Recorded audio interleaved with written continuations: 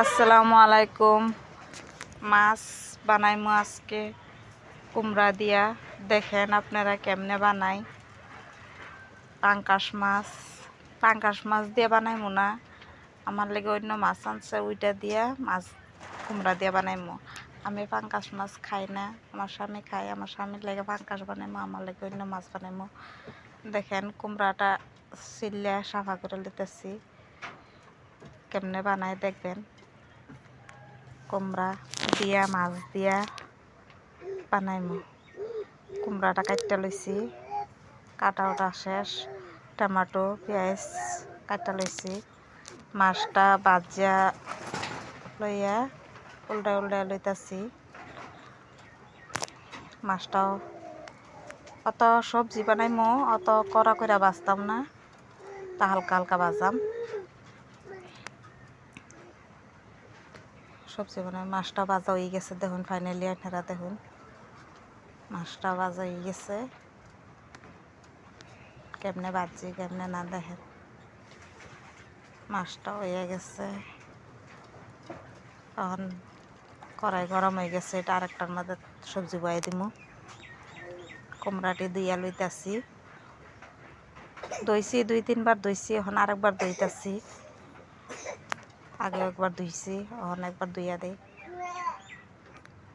কুমড়াটি পেঁয়াজ কুচি করে দিয়া দিছি, পেঁয়াজটা হালকা একটু ভাজা হয়ে গেলে বাদে মশলাটা দিয়ে দিব।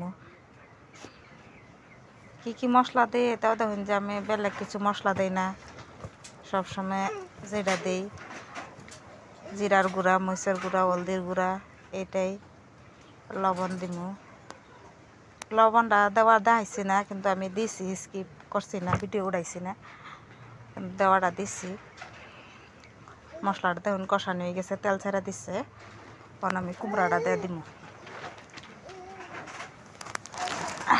মশলাতে তেল ছাড়ছে, এখন কুমড়াটা দিয়ে দিচ্ছি।